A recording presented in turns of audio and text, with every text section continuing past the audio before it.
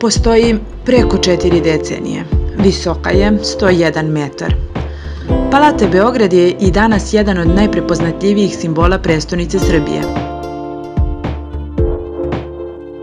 Popularna Beograđanka je davne 1974. godine, kada je sagrađena, bila zapravo najviša zgrada na Balkanu.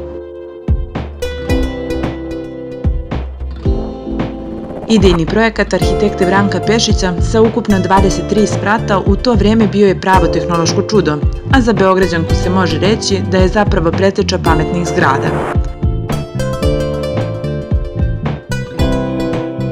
Do 23. sprata liftom se stiže za manje od pola minuta, ali još 80. godina prošlog veka popularni Vidikovac zatvoren je za javnost. Nekada je do Vidikovca išlo na hiljade posetilaca, a samo magla mogla je da pokvari pogled.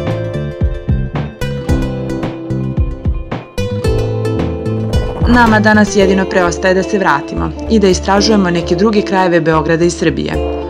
Ako želiš da budeš uz nas, prijavi se na naš kanal i prati nas.